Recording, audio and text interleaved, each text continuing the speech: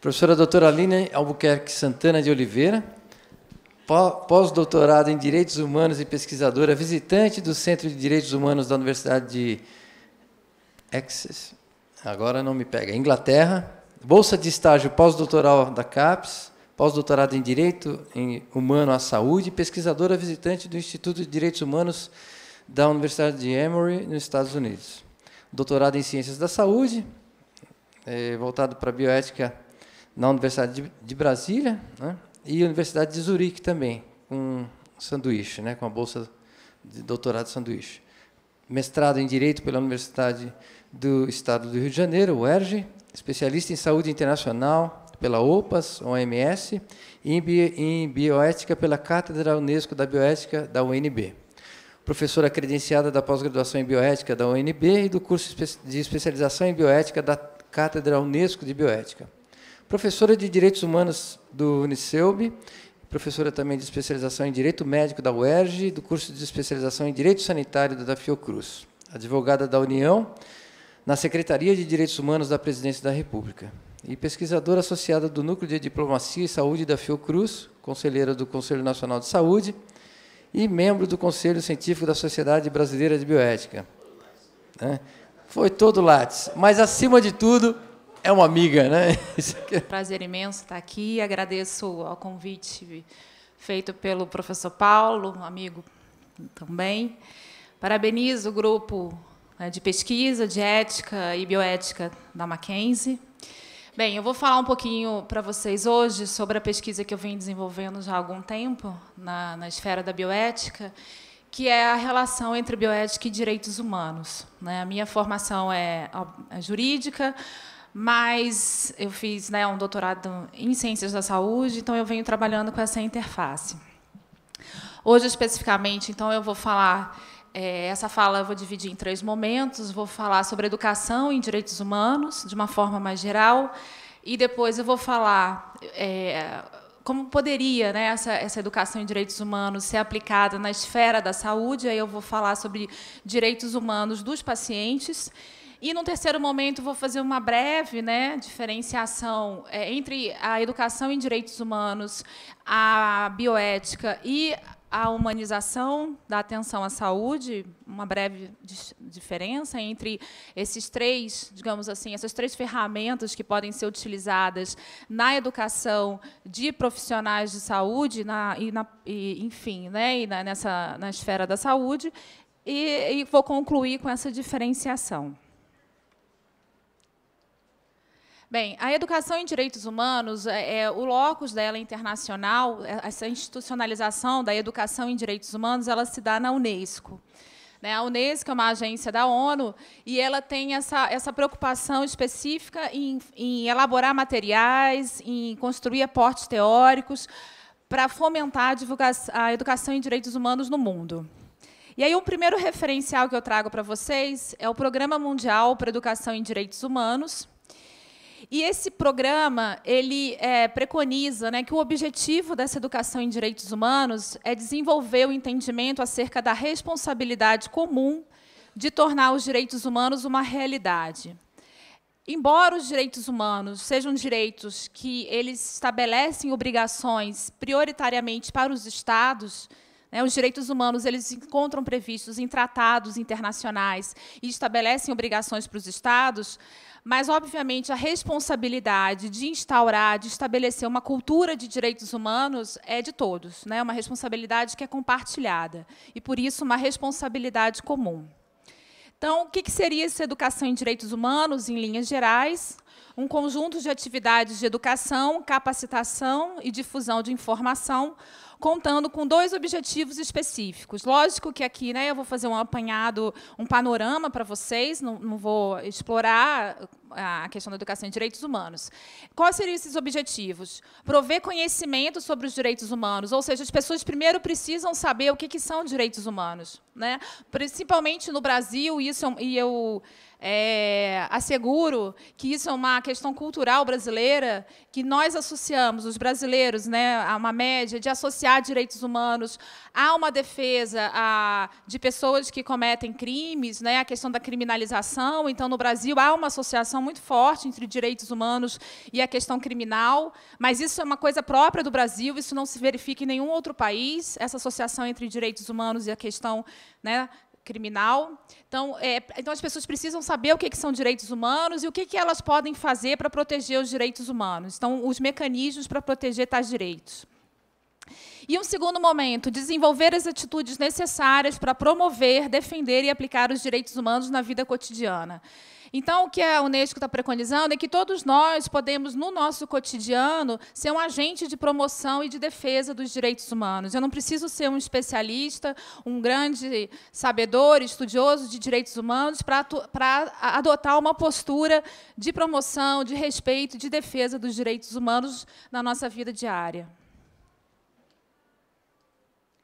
Bem, o segundo referencial é o Plano de Ação para a Educação em Direitos Humanos no Ensino Superior. Então, a Unesco ela vem trabalhando os direitos humanos, né, em vários níveis do ensino, e aqui eu trouxe para vocês o que ela, digamos assim, aportou especificamente em relação ao ensino superior. Então, ela estabelece a inclusão dos direitos humanos como um tema geral em todos os cursos de ensino superior. Então, essa perspectiva de um estudo, né, da ética, e aí não é necessário que, obviamente, tenha uma disciplina de direitos humanos, mas que os direitos humanos eles permeiem todos, independentemente, seja os estudos de engenharia, de biologia, qualquer tipo de ensino superior, tem que ter algum tipo de conteúdo de direitos humanos. Oferta de cursos de introdução de direitos humanos para estudantes de todas as áreas do conhecimento e cursos avançados de direitos humanos para diferentes ramos de estudo. Então, o que seria importante? Que todas as pessoas no ensino superior tivessem um curso, e aí, obviamente, esse modelo desse curso, essa estrutura, né, a estrutura não é estabelecida de uma forma rígida, mas que se tivesse uma introdução aos direitos humanos. Porque quanto maior o nível de cultura de direitos humanos de um país, obviamente, maior a harmonia social, maior o respeito às diferenças, maior o respeito às minorias, e se tem digamos assim, uma convivência social mais pacífica. E, especificamente, para estudantes da área da saúde, né, a Unesco traz alguns temas, como a atenção à saúde da criança, direitos reprodutivos das mulheres, a questão da HIV/AIDS e pessoas com deficiência. Aqui no Brasil, a gente tem o Plano Nacional de Educação em Direitos Humanos, que foi construído pelo MEC, pela Secretaria de Direitos Humanos e pelo Ministério da Justiça. E aqui também eu trouxe especificamente, né, o plano trata da educação em direitos humanos em vários âmbitos, eu trouxe na educação superior. Enfim, o documento é extenso, há vários princípios, eu trouxe só 3 princípios para vocês terem um panorama do que seria, né, essa educação em direitos humanos na educação superior. O princípio básico norteador da educação em direitos humanos, como prática permanente, contínua e global, deve estar voltado para a transformação da sociedade. Então, os direitos humanos eles são entendidos como uma ferramenta para a mudança social.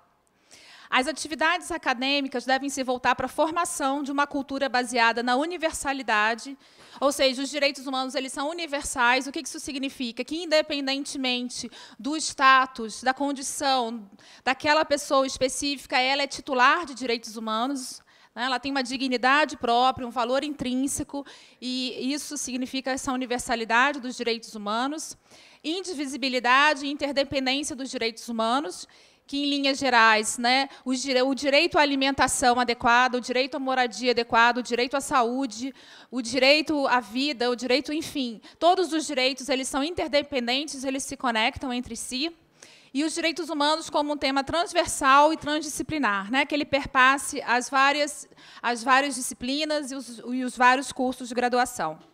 E, por fim, o compromisso com a construção de uma cultura de respeito aos direitos humanos em relação com grupos em situação de exclusão ou discriminação.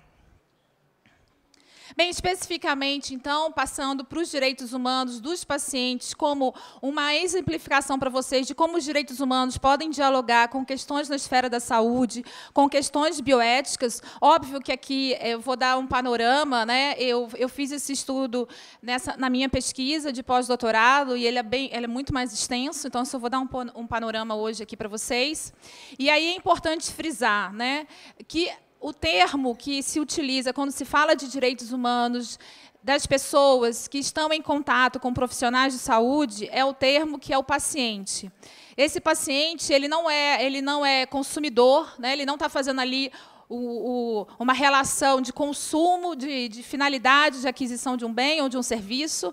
Então, ele não é consumidor e ele também não é um usuário, não é entendido como um usuário, simplesmente aquele que está fazendo uso de um serviço de saúde.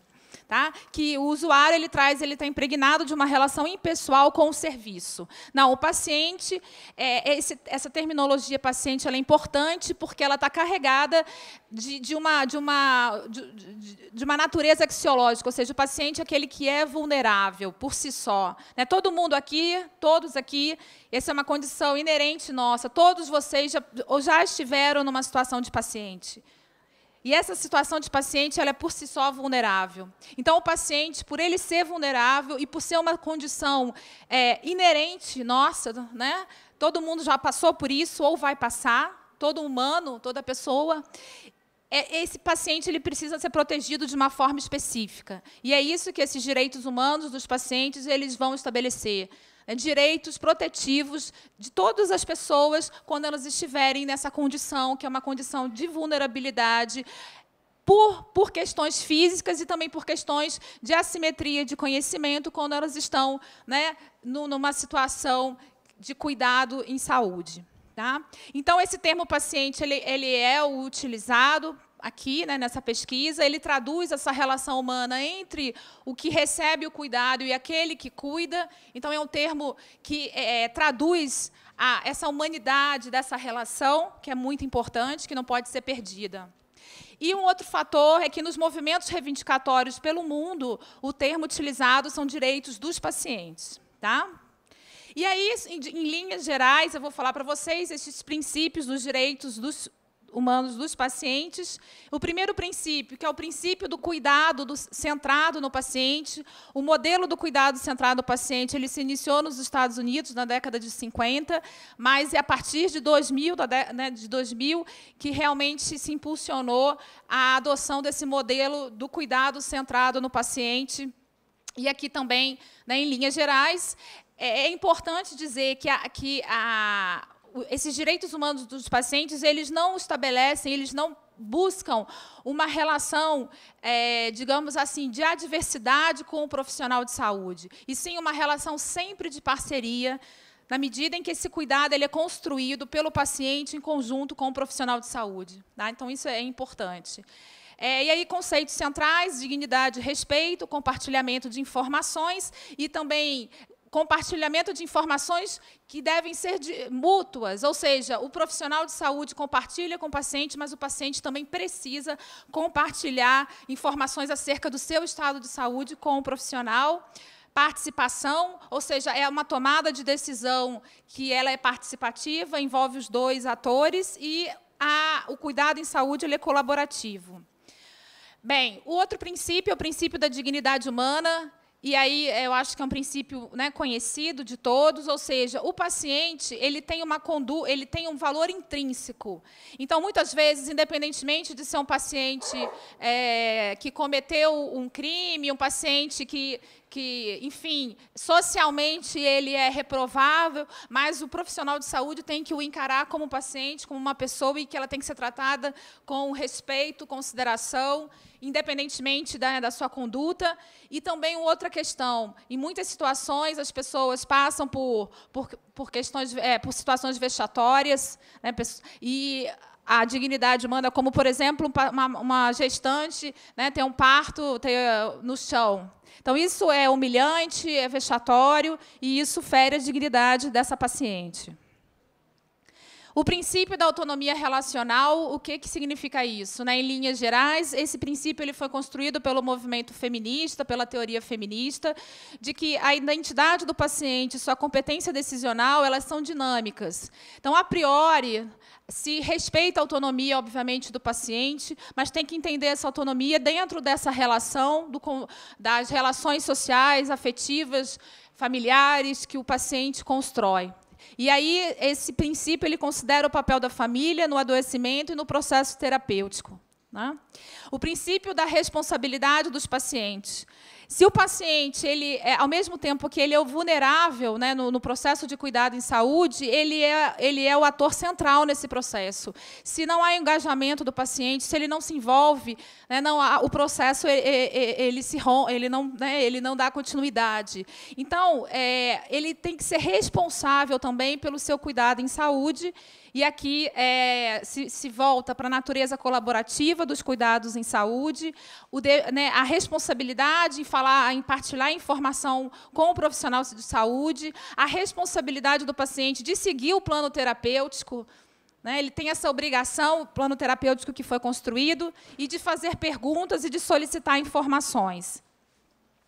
Bem, aqui também, bem em linhas gerais, eu vou falar para vocês os direitos, quais seriam, então, esses direitos humanos dos pacientes, que todos nós temos, porque todos podemos estar nessa condição de paciente. Então, direito à vida, e aí eu vou fazer só pequenos desdobramentos para vocês, sem grandes explicações, que seria, dentro do direito à vida, teria o direito a cuidados em saúde de emergência, o direito a não ser submetido à tortura nem a tratamentos cruéis, desumanos ou degradantes. Então, é como se eu estivesse exemplificando esses direitos macro em situações mais específicas para vocês.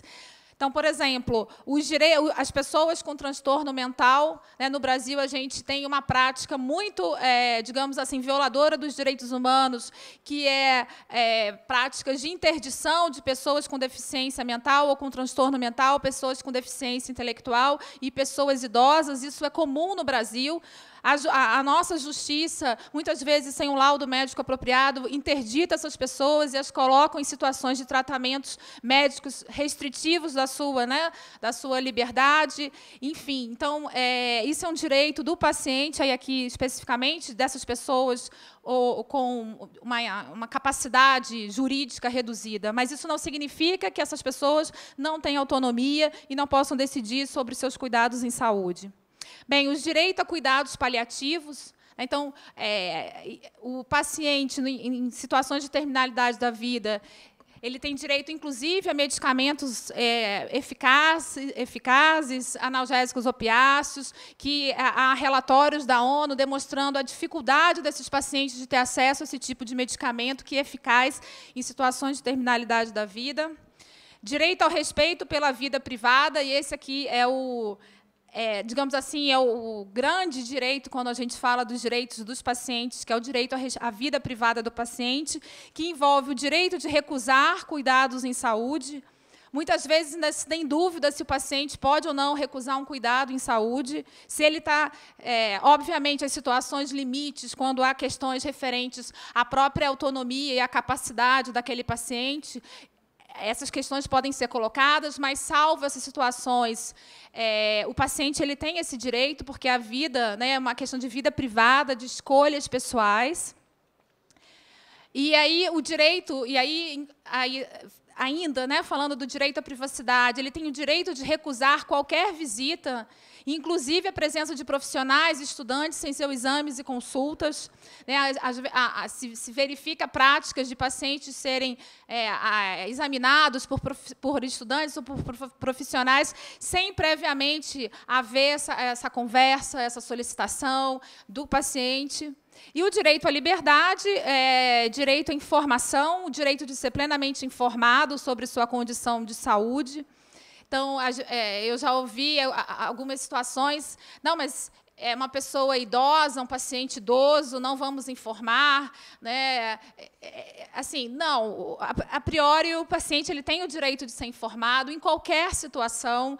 O profissional de saúde não tem o direito de mentir ou de deturpar a verdade. Agora, em situações excepcionais, obviamente esses direitos eles podem ser relativizados, mas a gente tem sempre que pensar que esses direitos eles são a regra, eles são da onde se parte. Obviamente, podendo, em algumas situações, isso ser relativizado, né? Não é que isso não possa acontecer.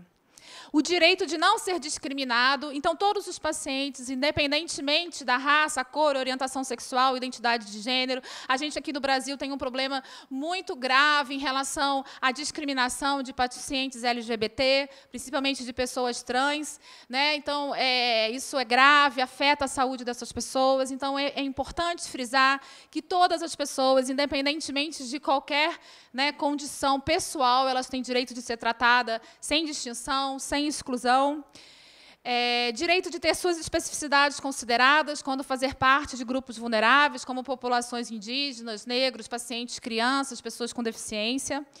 E, por fim, né, o direito à saúde, a direito a cuidados em saúde de qualidade. Então, por exemplo, o direito de ser cuidado por profissionais de saúde formados e capacitados. Então, os pacientes não têm direito tão somente de ter acesso a serviços de saúde. Não, esses profissionais eles devem ser formados, bem formados e capacitados para que os cuidados em saúde sejam de qualidade. E aí, se aproximando do fim, né, quais seriam, então, os pontos de aproximação e distinção entre os direitos humanos dos pacientes, a bioética e a humanização da atenção à saúde? Bem, primeiramente, em relação à bioética, a gente nota que tanto a bioética quanto os direitos humanos eles têm conteúdo axiológico. No fundo, nós estamos falando de valores, né? Como foi colocado na palestra antecedente, nós temos aqui o que está posto são valores. Também, né, do ponto de vista da educação, da formação desse profissional de saúde, tanto os direitos humanos quanto a bioética, eles criticam esse tecnicismo, né, esse modelo de preparar um profissional para ser um técnico, manejador de tecnologias, e desconsiderando, né, obviamente, a relação humana intrínseca que se dá no processo de cuidado em saúde. E um outro ponto também que é importante, que é de conexão entre a bioética e os direitos humanos, que é o peso da autodeterminação do paciente no processo terapêutico. Então, o sujeito central do cuidado em saúde é o paciente. A gente tem que observar quais são os melhores interesses para aquele paciente, quais são, né, as escolhas daquele paciente. O cuidado em saúde tem que ser direcionado para o paciente, não para o familiar do paciente, né? E aí a gente... É importante só frisar um ponto que é bem importante. Nós negligenciamos a autonomia das pessoas, das crianças, né? Muitas vezes o pediatra vai cuidar daquela criança e não pergunta: eu posso tocar na sua barriga? Eu posso abrir a sua roupa? Né? A gente negligencia e pergunta para o pai, muitas vezes pergunta para os pais, mas não pergunta para a criança. Não, a criança é um paciente e todo o cuidado em relação às escolhas, à autonomia daquela criança tem que ser cuidado da mesma forma com pessoas com deficiência e com pessoas com transtorno mental. Né? Esse cuidado de respeito à autonomia dessas pessoas tem que ser acentuado. E normalmente não é isso que a gente vê. Né? E ambos possuem natureza prescritiva, ou seja, a bioética ela não é tão somente uma reflexão, não é esse o papel da bioética, tão somente refletir, trazer aportes analíticos sobre determinados dilemas morais. A bioética ela tem um cunho de ética aplicada, de prescrever determinados, obviamente, diferente, né, uma prescrição diferente do direito, mas também de prescrição, ou seja, de apontar condutas para que as pessoas adotem essas condutas, né? E, da mesma forma, os direitos humanos. Uma distinção, então, seria a bioética ela é plural, não existe uma bioética, existem várias bioéticas, correntes distintas da bioética. Né? Os direitos humanos, não, eles são um corpo, um conjunto de direitos previstos em tratados internacionais, então ele tem um corpo mais homogêneo, né, com, digamos assim, com uma forma, uma sistemática muito mais estruturada, obviamente, até porque a bioética não se propõe, né, a legislar, né, não é essa a proposta da bioética. Então, mas é importante também frisar que a bioética também ela tem um caráter normativo, né? Nós temos a Declaração Universal sobre Bioética e Direitos Humanos, que tem uma natureza também normativa, se aproximando muito dos direitos humanos, né? Isso é importante frisar. E aí, em relação à questão, também em linhas gerais, em relação à humanização da atenção à saúde, porque muitas vezes, né, quando eu fui fazer uma pesquisa sobre o direito dos pacientes, eu vi que há muita referência à questão de um cuidado humanizado, né, dessa humanização. Então, há essa aproximação de uma incorporação das ciências humanas, das humanidades, nas profissões da saúde, nos cuidados em saúde, né? A humanização ela tem esse conteúdo humanista, essa proposta, como também os direitos humanos têm essa proposta de trazer isso para essa esfera da saúde, que perdeu, né, com esse tecnicismo. Agora, as distinções, né? A gente tem, é interessante que vários textos que eu li sobre humanização fala da corresponsabilidade dos sujeitos, né? E dentro dos cuidados.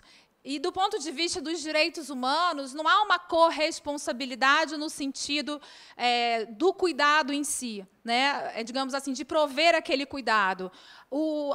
Quem tem o dever de prover aquele cuidado e de que as pessoas tenham os seus direitos atendidos é um dever primário do Estado. O Estado não pode se furtar desse dever.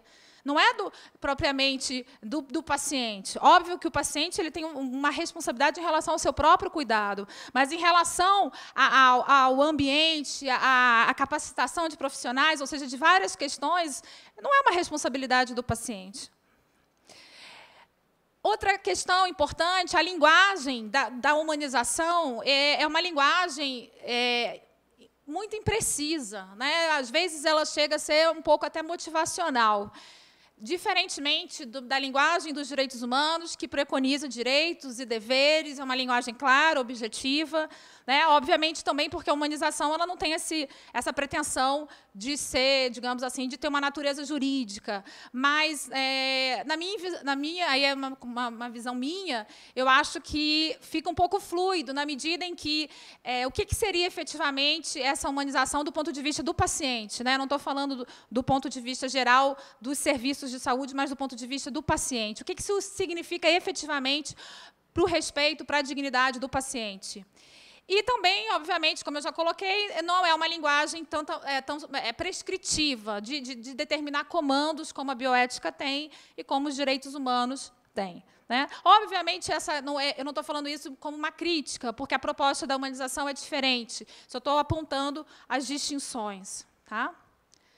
Então, para a gente fechar, pensando na educação em direitos humanos, o que seria essa educação em direitos humanos? É desenvolver um olhar em relação ao outro. Na medida em que eu mergulho nos direitos humanos e começo a ver o mundo a partir do olhar dos direitos humanos, eu começo a desenvolver uma forma de perceber menos discriminatória em relação ao outro, né? Considerando que todas as pessoas, independentemente delas terem posturas e condutas as quais eu não concordo, mas elas têm um valor e elas precisam ser respeitadas.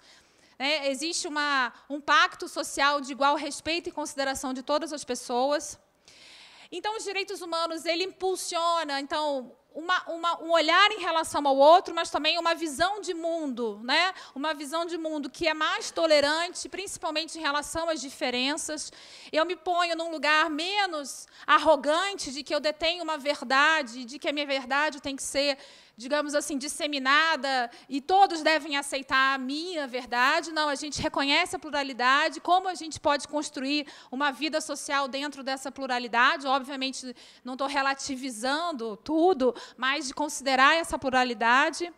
Ela é socialmente engajada e promotora da igual dignidade de todos os seres humanos, como a gente já tinha falado. Então, a efetiva implantação dos direitos humanos, e aqui, né, dos direitos humanos e dos direitos humanos dos pacientes, implica a introdução e o fortalecimento dessa cultura de direitos humanos. Então, em linhas gerais, o que essa cultura de direitos humanos ela traz? Ela traz dois comandos, né? Um comando que aponta, né, a gente já, né, na palestra anterior foi falado sobre justiça, e aponta para uma justiça social, e aponta para uma liberdade política. E enfim, o que isso significa em termos de justiça social? Que todos devem ter, né, um mínimo para uma vida digna. Ou seja, todos têm que ter direito a uma moradia adequada, alimentação adequada. Então, digamos assim, esse básico para que a dignidade humana ela possa ser expressada para todos. Então, esse é um dos comandos derivados dos direitos humanos. E o outro comando derivado dos direitos humanos é que o Estado e as maiorias devem respeitar as escolhas individuais, obviamente privadas, que dizem respeito à própria vida do indivíduo. E aí a gente chama isso de liberdade política. Ou seja, as minhas escolhas, que dizem respeito à minha própria vida, elas devem ser respeitadas no espaço público e pelas instituições públicas. Então, e aí a gente, né, pensa de novo, como que isso se coloca para os pacientes, né? O respeito às escolhas dos pacientes, considerando as suas crenças, a sua própria cultura, os seus próprios valores, mesmo quando essas crenças, esses valores não são iguais aos meus valores, né? A gente fazer esse exercício. E também, por um outro lado, não deixar de ver que esse paciente muitas vezes se insere em situações onde a sua vida digna não está sendo colocada, né? Não tem acesso a uma alimentação adequada, a moradia, enfim. Então, eu acho que a cultura dos direitos humanos ela aponta para esses dois comandos. Bem, é isso. Obrigada, gente.